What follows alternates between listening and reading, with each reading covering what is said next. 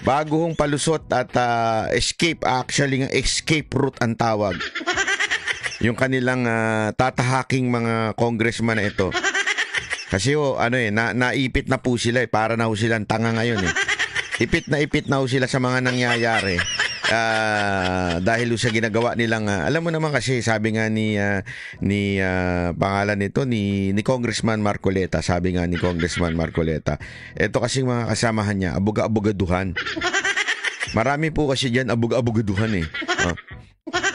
Marami diyan, katulad po ni Mr. Google, alam natin abuga-abugaduhan yan. Yung isa namang napakaraming opinion, kilala niyo yun. Yung si Atrasabante. Meron pa diyan yung isa, yung high blood palagi, yung rebelde. Hindi natin sasabihin. Meron pa diyan yung convicted criminal. Ewan ko ba bakit nandyan convicted criminal pero nasa kamera, anak ng tutsang kalabaw. Mantakin mo, pinamumunuan tayo ng mga adik, convicted criminal. Anak ng wewe, No wonder talaga eh. No wonder. Alam mo, kahapon may lumapit po sa akin sa airport. Nagpunta po kasi ako ngayon ng Japan. Kahapon po, papunta ako ng airport. May lumapit sa akin, napakatikas na mama. Sabi niya sa akin, "Banat bay, gusto ko yung ginagawa mo. Sobra na talaga tong gobyerno to. Sobrang-sobra na ang gobyerno to." Sabi ko, ay salamat naman sir sa inyong na-appreciate nyo naman. Binabati ko po pala si sir at ang kanyang pamilya magbabakasyon ngayon. Talagang sabi niya, wala na talaga nangyayari sa bahay natin. Talagang napapariwara na talaga ang Pilipinas. Sabi ko, wala talaga ho tayo. Kasi pag tayo talaga pinamunuan ng pera, lagi ho tayong nagiging wala ng sense, ika nga, di ba? Tandaan natin, nakausap na ho ba kayo ng isang taong lulong sa gambling? Alam niyo 'yun. Subukan yung kumausap sa taong lulong sa gambling, yung babawi ako. May mga ganyan taong kakilala, 'di ba? Yung ang hilig bumawi, yung mukha ng pera, yung bawat pinamumuhay niya is about money. Yun siya sabi ko, yung mga nalulung na sa gambling, talagang pagising yan, yung tinapay, ang tingin nila diyan, alas. O di kaya tao. Hindi ba? Kasi nga po, dahil sa lulong ka na sa pera, dahil nabaon ka na sa pera, sa utang, dahil sa kakagambling mo, yun na lang ang nakikita mo, pera. Parang kaya pagka kinausap mo, wala nang sense, di ba? Parang out of this world na yung kanyang iniikutang mundo. Ganun po ang mga congressman natin. Kasi nga, they are blinded by money. Ika nga, ibig sabihin yung pera, nabubulag na sila. Bakit po sila nabubulag sa pera? Alam naman po natin, sumusunod lamang po yung mga yan sa utos dahil kailangan ho nila ng budget na nanggagaling ho sa leadership ng kanilang ng kanilang departamento, di ba? So ibig sabihin po, they are only following because of money. Kaya mali-mali na ang diskarte. Ang buhay, alam nyo mga kababayan, mawawala ang wisdom mo pag ikaw ay addict ka na sa pera. Pag ikaw ay nandidiktahan na ng pera, mawawala ka na sa hulog, ika nga. Mawawala na yung purpose mo. Bakit ka na andyan? Anong ginagawa mo dyan? Mali-mali na yung diskarte mo. Bakit? Yung mali, pipilitin mong itama eh. Di ba? At yung tama naman, pipilitin mong imali. So, mayayari ka talaga. Ganyan po nangyayari ngayon. 'Di ba? Kaya nga po, alam nyo, ito. May papakita ko sa inyo ha. Napapahamak na po sila. Bakit kanyo? Imbestiga sila ng imbestiga. Kita nyo naman yung ginawa nilang investigasyon. Talaga nag-overnight pa sila doon. Lahat ginawa na nila. 'Di ba? As in, pinakulong na nila lahat ng gusto nilang pakulong. Masunod lang yung kanilang amo. Kumita lang sila ng pera. Talagang gagawin nila kahit ano, di ba? Pansinin nyo, ginawa na nilang lahat. Tapos ito, nagresulta ng kaliwat kanang impeachment complaint. Ang problema, hindi nila naisip na wala na palang oras. Dumagdag pa itong sinabi ng INC na they are against the impeachment of VP Sara Duterte. Ang problema mga kababayan, ang mga congressman, lalong-lalo na sa 2025 election, critical yan. Pag yan po ay natalo sila, ay wala na ho talaga. Kawawa na ho sila. Ang problema ho, eto, kailangan nila ng boto ng Iglesia ni Cristo. Sa bawat lokal, alam nyo po, nililigawan yung mga congressman yan.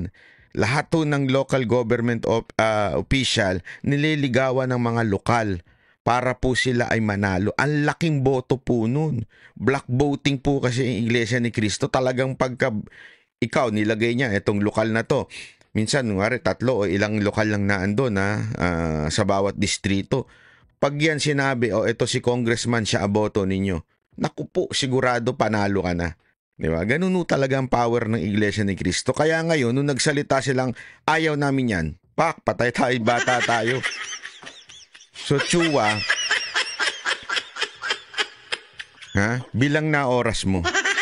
Yan ang masasabi ko sa'yo. Dahil nagpaakit ka sa kumpas ng iyong leader na si Romualdez, bilang na ang oras mo. Ikaw ang namuno dyan, di ba? Sabi nga ni BP Sara Duterte, si BP Sara Duterte nagsabi nito, hindi po ako, si BP Sara Duterte, linawin ko lang. Sabi niya, di ba, nagsosorry ka pa daw sa kanya kasi kailangan mo lang sumunod sa speaker dahil kailangan mo daw sa kampanya sa susunod na eleksyon. Kesa na naka-benefit ka sana, kesa na sana ay akala mo mananalo ka dahil nga kailangan mo yung pondo, di ba? Ano nangyari sa'yo?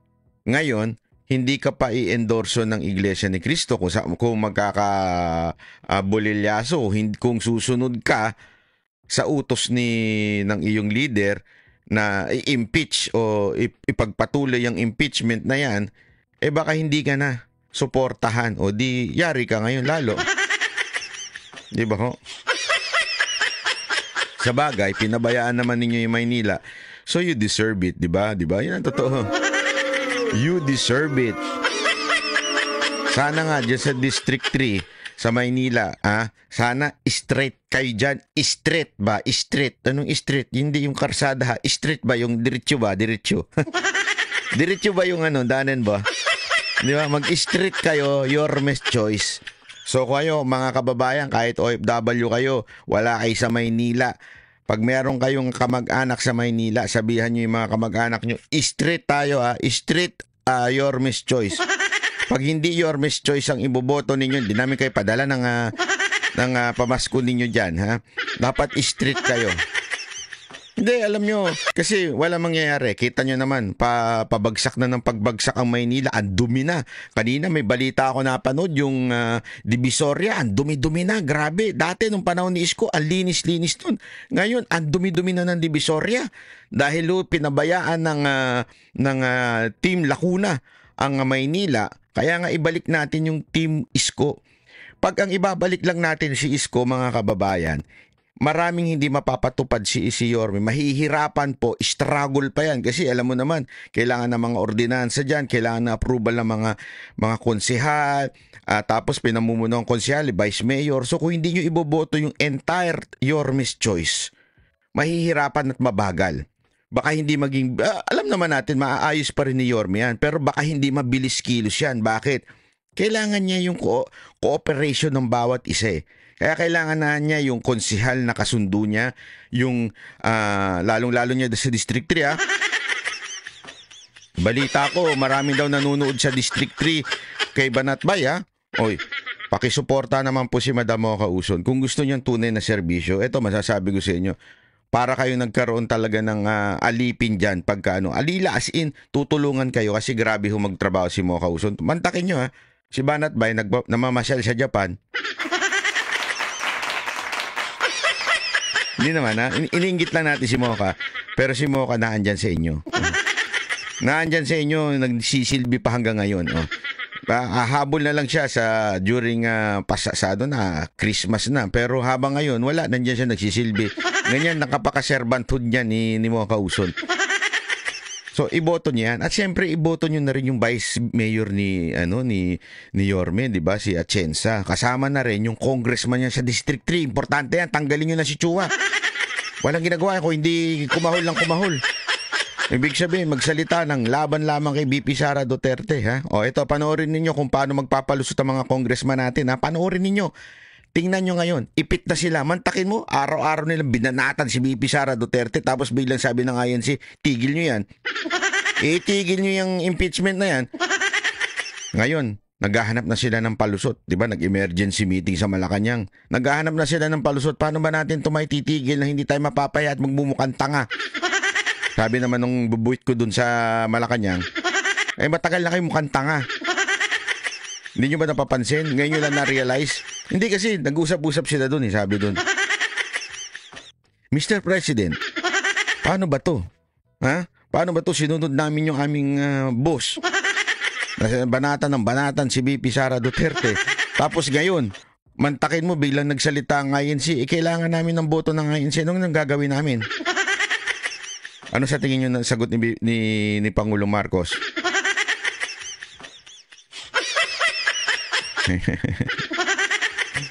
Wala akong kinalaman dyan. Basta ako nagsalita na ako, ayoko yan. Kayo kasi, sunod kayo na sunod eh. Oh, tapos nga sila. Paano to? Magmumukha na kaming tanga. Pag hindi namin tinuloy-tuloy yung impeachment ni BP Sara Duterte.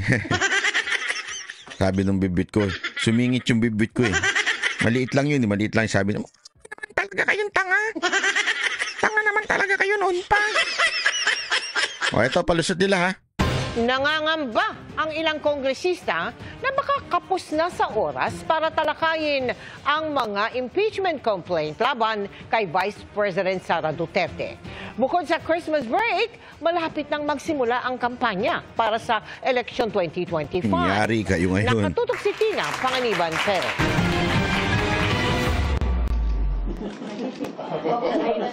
Sa isang mensahe, sinabi ni House Secretary General Reginald Velasquez. Napapasubo itong Secretary General no?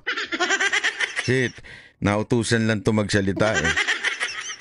Jurado ni Romualdez. Ang posibleng paghahain ng ikatlong impeachment complaint laban kay Vice President Sara Duterte. Bagamat di niya tinukoy, sabi ni Velasco, ang posibleng maghain ay isang religious group.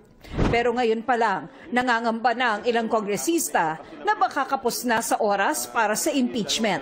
Sa Miyerkules ng susunod na linggo, idaraos ang huling sesyon ng Kamara bago ang kanilang Christmas break. At matapos ang ilang buwan, magsisimula na rin ang kampanya para sa eleksyon 2025. Kaya tanong ng ilang kongresista, may panahon pa ba para sa impeachment? I agree with some of my colleagues position na medyo kukulangan ng oras. Remember, yung practicality nung time kasi, December ngayon. Ang concern ko talaga is yung time. Kung possible pa because of the time. Diba? We have to face reality. By next year, come February, national campaign na. Ayan na po yung palusot ni Chua ngayon. Ay nako. Ayan na po ang palusot nila ngayon. Wala na kasi campaign eh. Wala na kasing oras. Hindi nyo naisip yan nun? Ay, yung pinagagagawa nyo? Wala nang oras eh. So, ibig sabihin, aabuti na daw sila ng change of, kasi mag-change ng ng house yung mga bagong boboto, bagong mananalo. So, yun na yung papalit. So, sila, wag kang mag-alala, hindi mo na abutan. Congressman Chua, hindi mo na abutan. Yung pinaplano ninyo, hindi mo na abutan. Sigurado ako hindi ka na mahahalal sa susunod. District 3, iboboto nyo pa ba ito? Ewan ko sa inyo, pag ibinoto nyo na po pa ito, tanga na ninyo. Hindi, sorry mga taga Maynila, pag ito ibinoto ninyo, tandaan ninyo, sa susunod na, malay nyo, mapalitan na leadership, wala na kayong budget na tsaka, pambihira, may nangyari po ba sa distrito ninyo nung ibinoto nyo ito? Asa na yung project supposedly? Meron bang project na naganap sa inyo? O baka naman binibigyan lang yung mga barangay captain ninyo. Yung project, may nagawa ba ho sa inyo ito? Mantakin mo, nagbida-bida ito sa kamera. Ibig sabihin, sigurado tayo, may mga budget ito na project allotment na galing sa kanilang speaker, di ba? Oh. Asa na yun? Meron ba? May nakita ba kayo na bagong naitayo dyan, si Chua? Kung wala, ang tanga ninyo kay boboto nyo pa uli ito, ha? Ibig sabihin, alam na this. By March, local campaign. Sa ngayon, hawak pa rin ng Secretary General ng Kamara ang 2 impeachment complaint na inihain laban sa bise.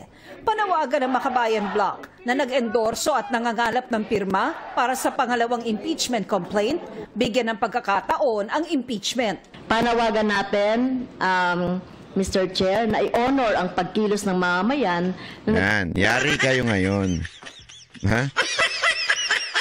Dahil nagtiwala po kayo dito sa aling to, alam mo naman tong alin to, mga traidor ito, mga ito eh. Siguro inaasahan ninyo, sandali, ano lang, easy lang, wag naman tayo masyadong kaagad dito sa impeachment na ito. Bigla naman kayong gusto nyo na mag-impeachment. Sandali lang, ang plano lang namin siraan lang si VP Sara Duterte. Paano na yan? Kailangan namin ng boto. O, di ba? O, yari kayo ngayon. Ng People's Impeachment Complaint, ang Vice Presidente ay nananatili sa pwesto, mananatiling may hawak sa public funds. Kung hindi natin tatangnan ang ating tungkulin to impeach official like Vice President. Alam niyo ba kung bakit galit na galit ito mga ito? Ha?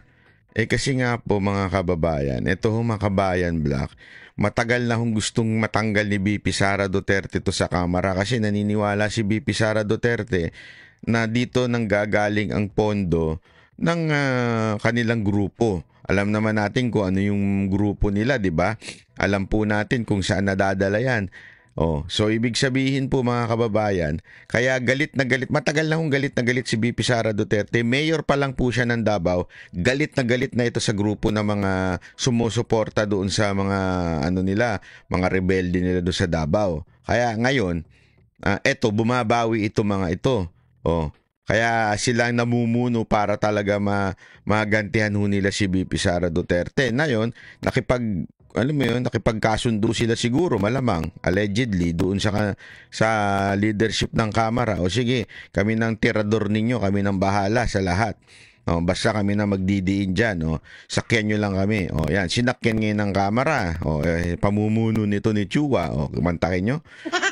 Ito si Chua, nakikipag-connive sa mga to. O, alam nyo na. So, ibig sabihin, biglang napasubo sila. Alam mo naman yung mga congressman, bawi depende kung sino susuporta.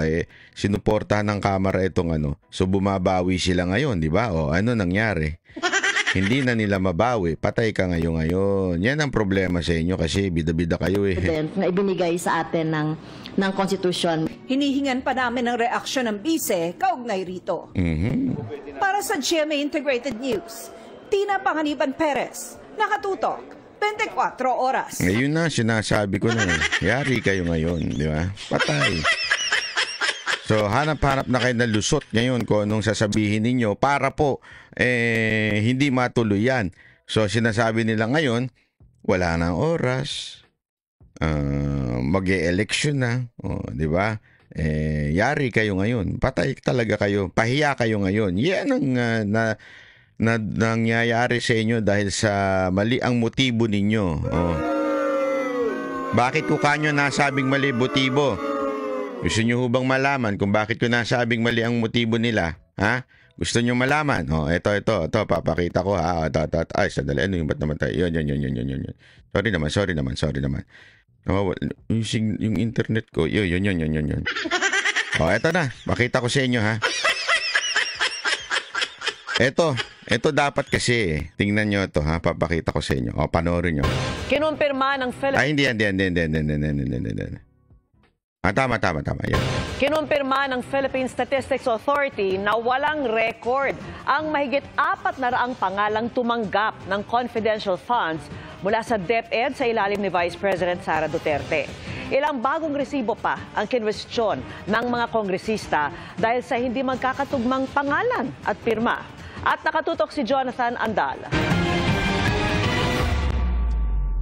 Tulad ni Mary Grace Piatos, na diskubre ng mga kongresista na wala ring record ng kapanganakan ang mahigit 400 pangalan na tumanggap ng confidential funds mula sa Department of Education sa ilalim ni Vice President Sara Duterte. Batayan sa kumpirmasyon ng PSA o Philippine Statistics Authority sa House Committee on Good Government and Public Accountability. Out of 677 individuals, 405 ay walang birth certificate.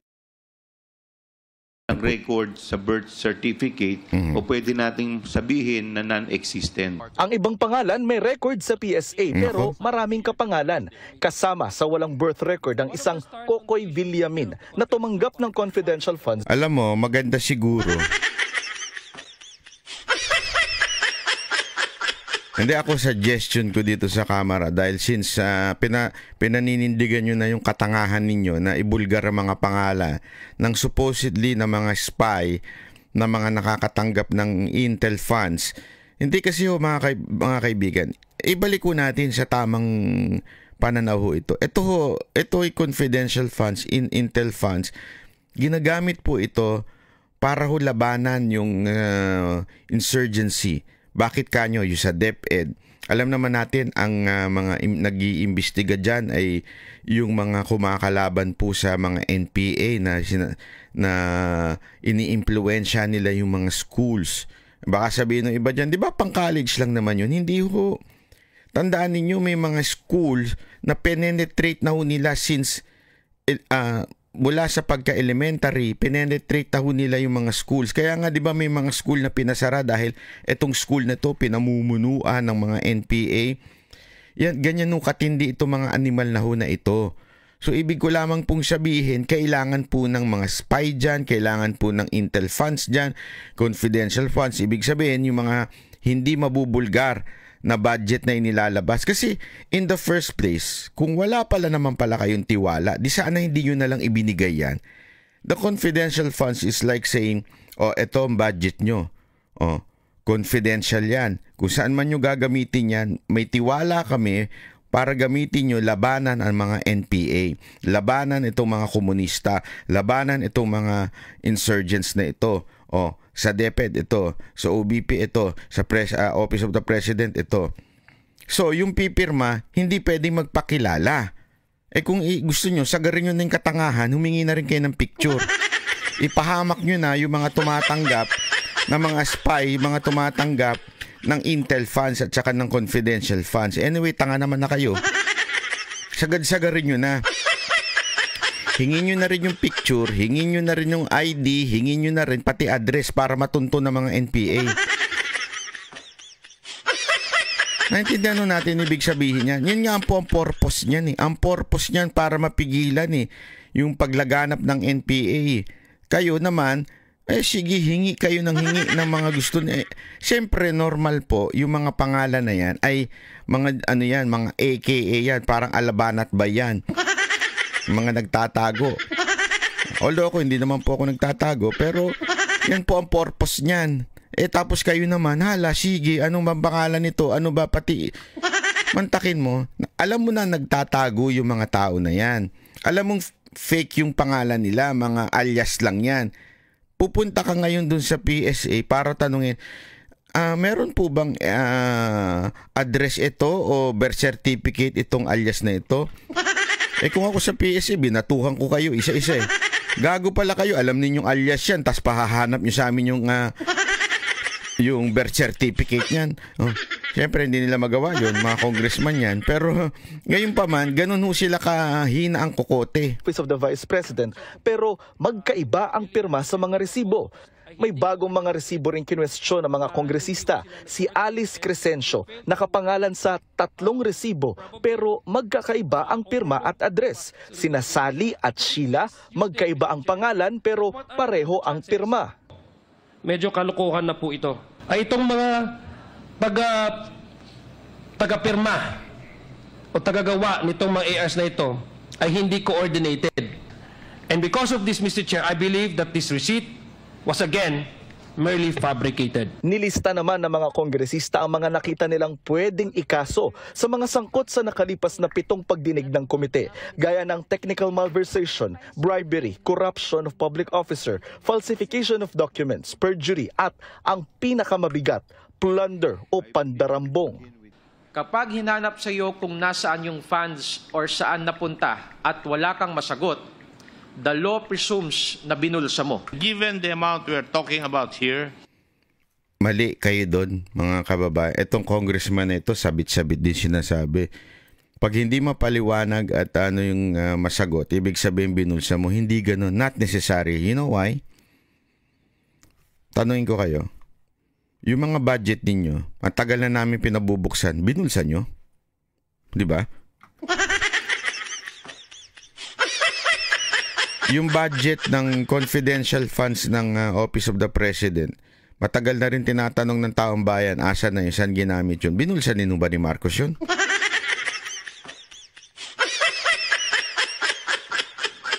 It's not necessary. Especially pagka confidential funds. Hindi mo nga dapat, kaya bira kayo, para kayong tangay. Noon pa, panahon pa lang ni Kopong-Kopong may confidential funds na. Ngayon lang ninyo binusisi ang confidential funds. You know why? Because, ewan ko kung mahina ang kukote ninyo ngayon, pero ngayon lang panahon na ito, na ang ibig sabihin ng confidential funds ay public funds. Dapat ibulgar sa publiko ang confidential funds. Ngayon lang, sa panahon ninyo. Sa panahon ng mga noon, may utak sila. Kaya nga natin binigyan ng confidential funds yan. Bawal yan bulat-latin eh. Confidential nga eh. Sana kung ang budget na yan eh hindi confidential funds, understandable, applied yung sinasabi nyo. Pero ito, confidential funds so ito. this may be under the crime of plunder.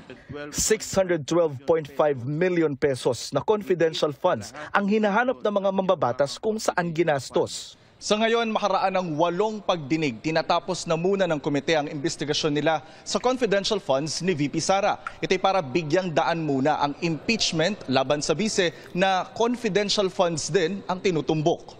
Pero kinwestiyon ito ni Congresswoman Franz Castro, paano na raw iimbestigahan ang 2 military colonel na pinagbigyan di umano ng daang-daang milyong pisong confidential funds ni VP Sara. Bakit tinigil na natin doon? Hindi natin pinatawag yung 2 security officer na involved o yung tumanggap. Nagsalita na rin po yung AFP na nagkakaroon na rin po sila ng internal investigation.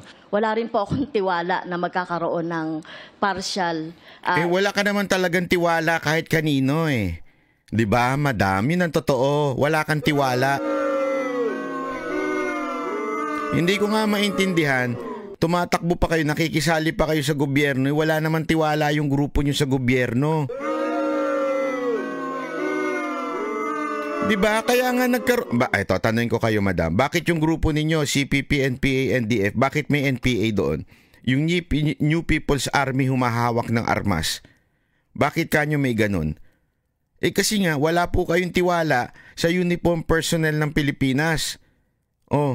Hindi ko nga maintindihan, ba't pa kayo sumasali dyan sa loob ng kamara kung wala naman pa kayong tiwala? Di mag-rebelde na lang kayo?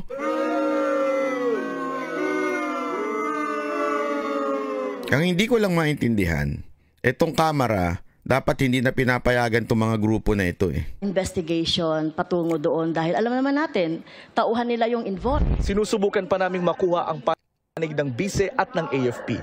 Para sa GMA Integrated News, Jonathan Andal, nakatutok, 24 oras. Kita ninyo? Diyan pala lumalabas na eh. Wala naman talaga kaming tiwala. Tingnan ninyo ha, tingnan ninyo mga kababayan. Napakalinaw ho nito ha, napakalinaw. Mantakin mo, ha?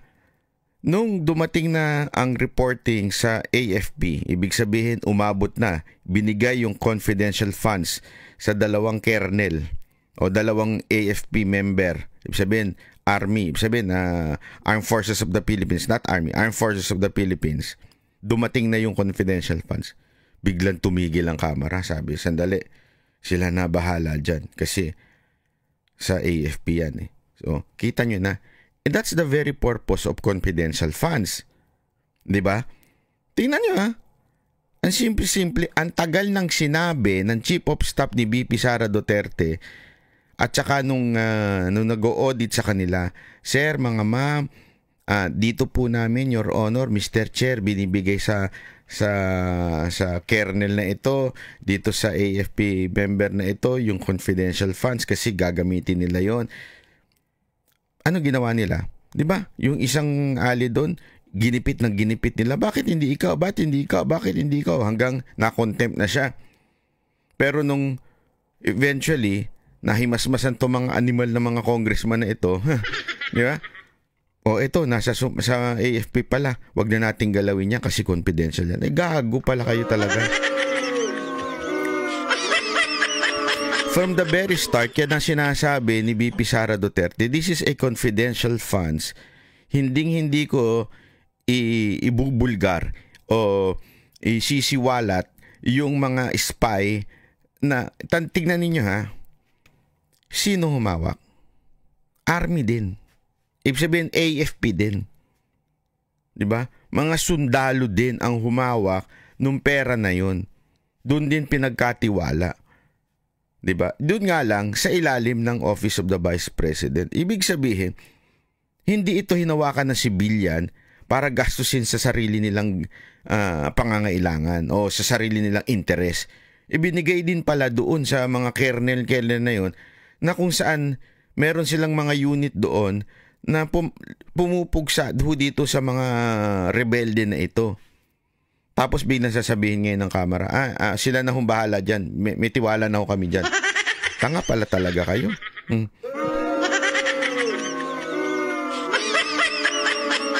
O di lalo tuloy nag-init ang puwit ng kasama ninyo na hindi nyo na mapigilan ngayon. Nakakaputak dahil sa maling ginagawa ninyo. O, di ba?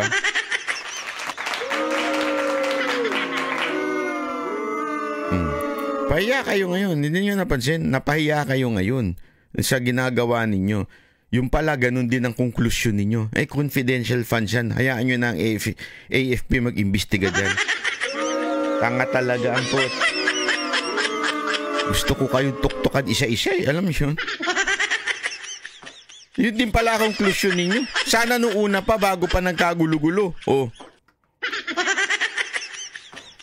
baka naman yan ang konklusyon na ngayon kasi dahil sinabi ng Iglesia ni Cristo na ayaw niya namin ng impeachment. Kaya yan na naging konklusyon niyo.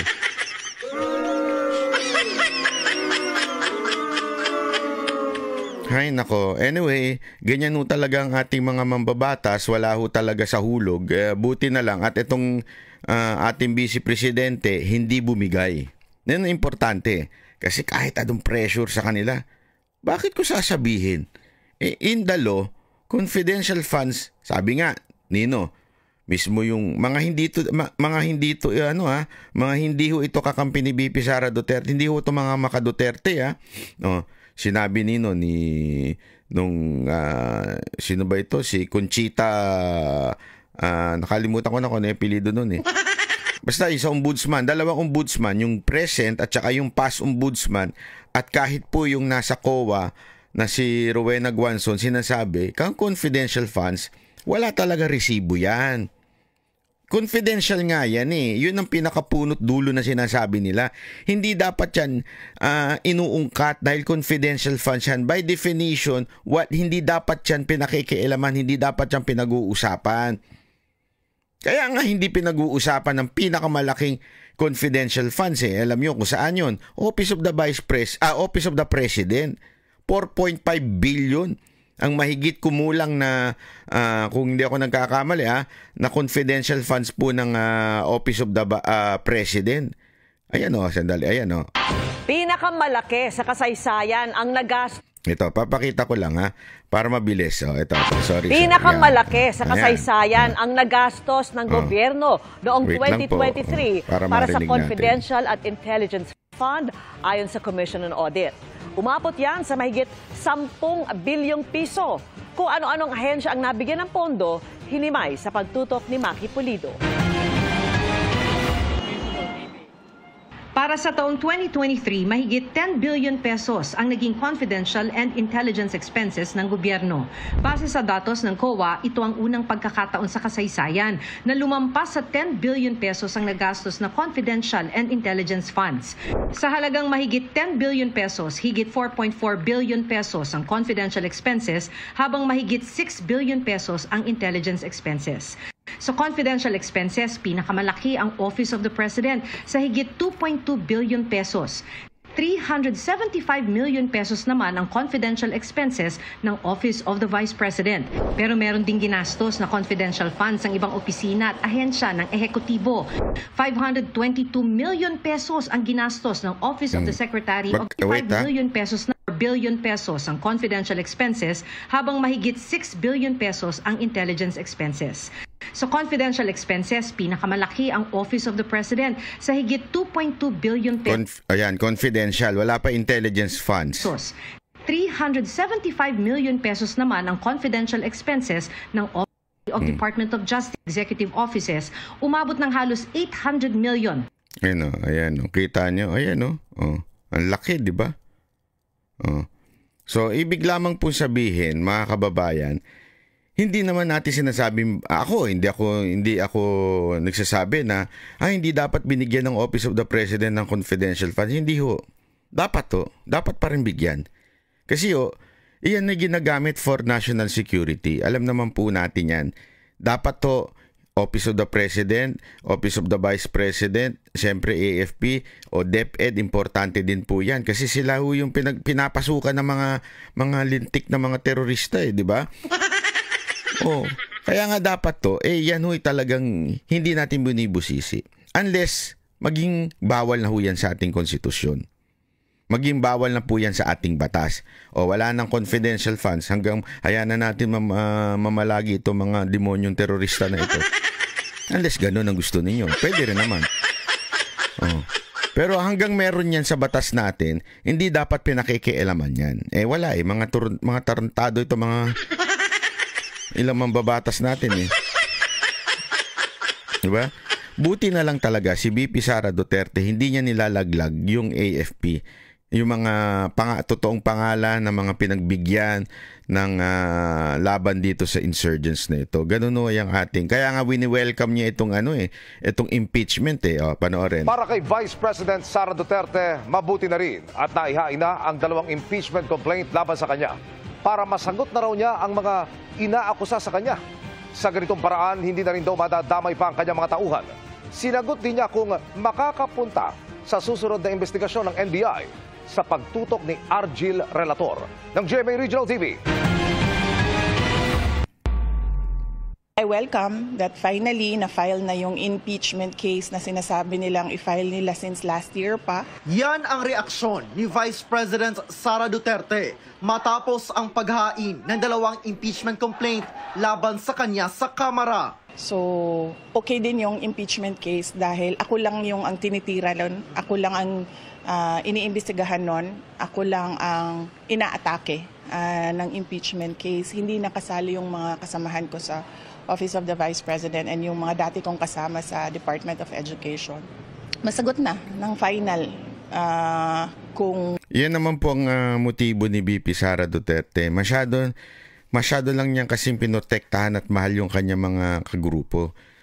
Sa kanya, paulit-ulit niya sinasabi, sanay na siya sa pambabash, sanay na sila sa pamumulitika. Since bata pa lang sila, alam na ho nila yung ganyang klaseng diskarte ng mga politiko.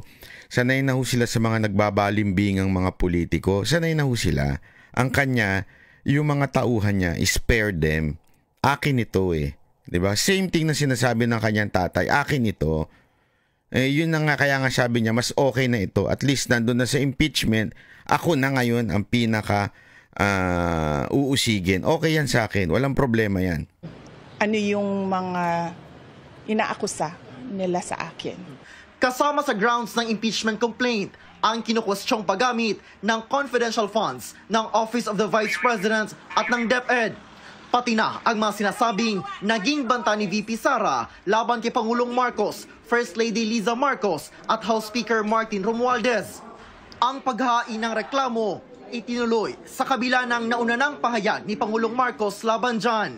Bagay na sinang-ayunan ng Iglesia ni Cristo na nagkakasa ng isang pagkilos kontra sa impeachment. Naiintindihan ko yon na gusto ng INC ng kapayapaan sa ating bansa dahil alam nila kapag merong kapayapaan, susunod din yung kaunlaran ng ating bansa. Kaya naiintindihan ko yung pagsuporta nila sa opisina ng ating Pangulo, sa opisina ng Office of the Vice President kasi yun din naman ang gusto ng lahat. Grabe din yung pagsalita ni VP Sara Duterte. No? Nagpapasalamat siya sa pagsuporta ng INC sa opisina.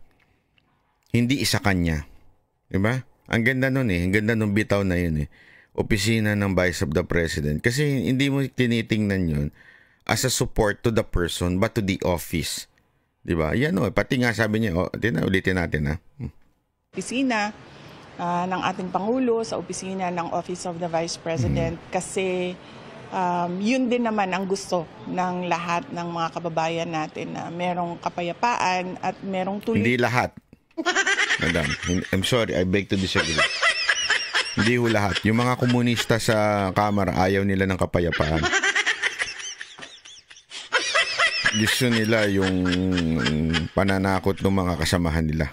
Tuloy na kaunlaran sa ating bansa.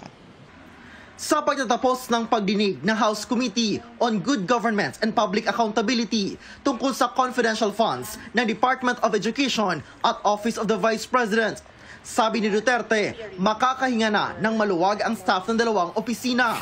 Matapos naman hindi makapunta sa investigasyon ng NBI noong November 29 ukol sa kanyang banta umano sa buhay ng Pangulo. Sabi ni VP Sara, hindi pa rin siya makakapunta sa bagong schedule ng pagdinig sa Miyerkules, December 11. Pagkakaintindi ko sa explanation ng mga abogado ko sa investigation ng NBI ay pwede namang hindi pumunta. Pwede naman mag-submit na lang daw ng sulat or affidavit. Pangalawa, meron kaming Thanksgiving na mga activities sa December 11. And pangatlo, after nung Thanksgiving. Huwag kayong mag-alala, madam. Hindi nyo na kailangan pumunta doon. Kasi, madam, sa totoo lang, sa tingin ko lamang po, ginawa lang naman nung NBI director dahil nautusan. Tsaka tama po kayo na sa tingin ko tama yung abogado ninyo, pwede naman kayo mag-submit na lang ng inyong affidavit or sa totoo lang, since nandiyan na pumasok na ho yung impeachment, I think the impeachment is the proper forum o yung impeachment case o yung pagsasampa niya na yun na yung tamang gawa o yung protocol, yung due process. Yan na ho yung pinakatamang due process Magsampa sila impeachment, imbestigahan ngayon, di ba? You know yun.